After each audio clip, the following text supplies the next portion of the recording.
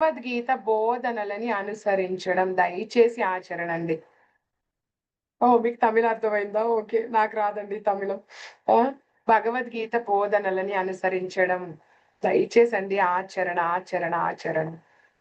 గుర్తింపు పొందిన ఆధ్యాత్మిక గురువు పర్యవేక్షణలో ఆ పైదెప్పుడైతే ఆచరణలో పెడతామో గురువుగారు ఆటోమేటిక్‌గా దొరుకుతారండి మనకి. ఫస్ట్ అసలు ఆచరణలో పెట్టగలగాలి. భగవంతుడి గురించి ఆలోచించి పనులు చేయడము.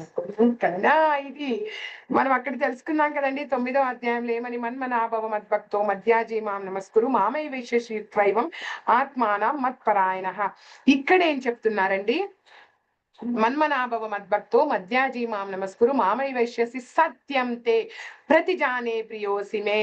చెప్తున్నారు ఎప్పుడైతే నా గురించి ఆలోచించు కదా, నా భక్తుడివి మరి నా దగ్గరికి తప్పక చేరుకుంటావని 9లో చెప్తున్నారు. ఇక్కడ 18లో చెప్తున్నారు. ప్రామిస్ చేసి చెప్తున్నానమ్మా, ప్రామిస్ చేసి చెప్తున్నాను తల్లి, ఈ 4 విషయాలు చేయి వచ్చేస్తావు నా దగ్గరికి. ఏమండి ఎవరండి ప్రామిస్ చేసేది? మీరు ఎప్పుడైనా హాస్పిటల్స్‌కి వెళ్తే ఆపరేషన్ థియేటర్‌లోకి తీసుకువెళ్తారండి. తీసుకువెళ్ళే ముందు ఏం చేస్తారండి? బయట సంతకం పెట్టించుకుంటారు. మనతో అయినా లేకపోతే మనం పెట్టే స్థితిలో ఉంటామో లేదో తెలీదు. బయట వాళ్ళతో అయినా పెట్టించుకుంటారండి. ఏమని పెట్టించుకుంటారు? ఇదిగోండి మీ ఆవిడనో, మీ అమ్మాయినో, మీ అమ్మనో ఈ పరిస్థితుల్లో లోపలికి తీసుకువెళ్తున్నాము. ఏ పరిస్థితుల్లో బయటికి తీసుకొస్తామో మాకు తెలీదు. ప్రాణంతో తీసుకువెళ్తున్నాము. ప్రాణంతో వస్తుందో రాదో మాకు తెలీదండి. మా ప్రయత్నం మేము చేస్తాము కదా, మిగిలింది మా బాధ్యత కాదు అని అంత క్లియర్‌గా చెప్పినా కదండీ, చచ్చినట్టు సంతకం పెడుతున్నాం కదండీ అక్కడ. అంత నమ్మకం ఉంది కదండీ అక్కడ. ఇక్కడ భగవంతుడు చెప్తున్నాడండి. ఏమని చెప్తున్నాడు? అమ్మా నేను వాగ్దానం చేసి చెప్తున్నాను తల్లి, ఈ 4 విషయాలు పాటించు, భగవద్గీతను పాటించు, వచ్చేస్తావు నా దగ్గరికి. జనన మరణ జర వ్యాధి చక్రంలో మళ్ళీ పడవు కదండి. ఇక్కడ ఎవరిని నమ్మాలండి మరి మనము?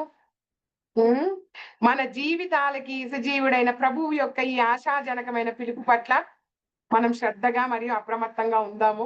భగవంతుడు పిలుస్తాడండి కదండి, ఖచ్చితంగా వాగ్దానం చేసి చెప్తున్నారు. ఇదండి ఇంకో అద్భుతమైన శ్లోకము 18వ అధ్యాయం 66 సర్వధర్మాన్ పరిత్యాజ్య మాం ఏకం శరణం వ్రజ.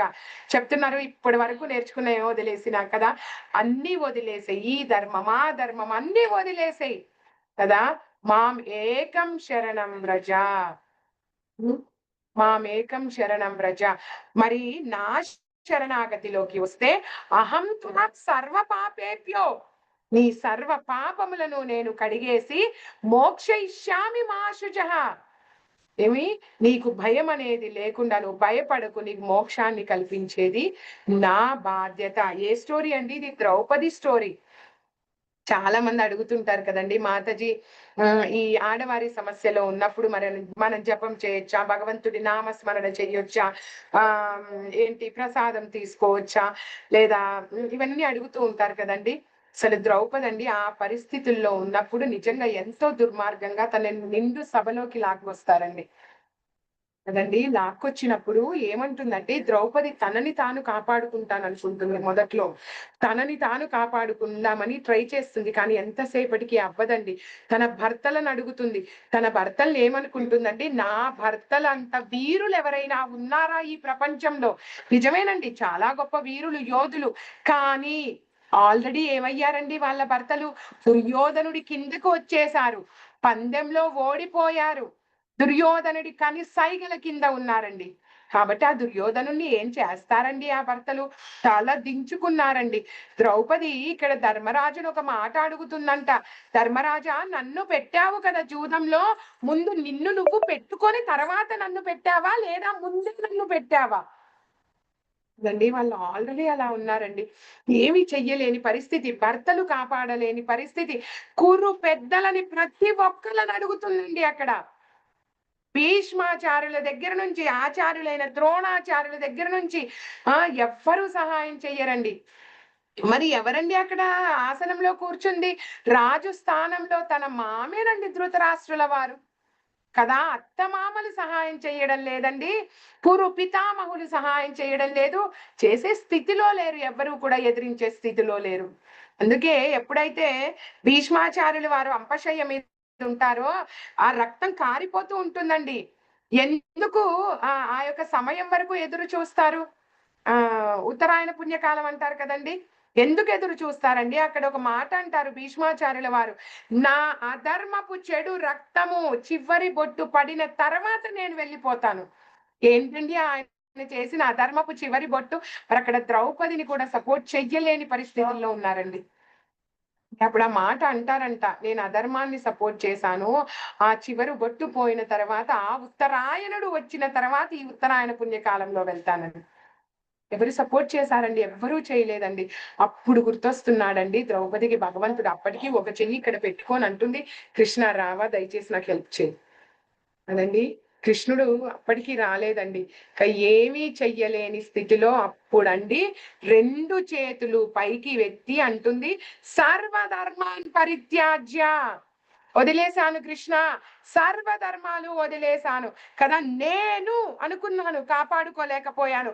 ప్రపంచంలో నా భర్తలంత గొప్ప వాళ్ళు లేరనుకున్నాను కాపాడలేకపోయారు.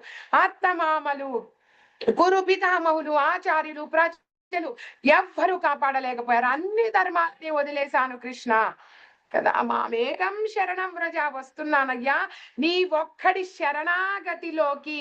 అందుకే ప్రభుజీలు భగవంతుని ముందు వెళ్ళినప్పుడు ఏ నమస్కారం చేస్తారండి? సాష్టాంగ నమస్కారం. మరి మాతాజీలు వెళ్ళినప్పుడు అలా మోకాళ్ళ మీద కూర్చొని పంచాంగ నమస్కారం. కదండి! ప్రతి ఒక్కరూ చెయ్యవలసిన నమస్కారం ఒకటుందండి. ఇదండి శరణాగతి నమస్కారం. చాలా మంది అంటారు ఏంటండి ఇస్కాన్ వాళ్ళు 2 చేతులు పైకెత్తేస్తారండి భగవంతుడి ముందు వెళ్ళినప్పుడు. ఎందుకంటే మనం చేసేది సాష్టాంగ నమస్కారము కాదు, పంచాంగ నమస్కారము కాదండి. మనం చేసేది శరణాగతి నమస్కారము.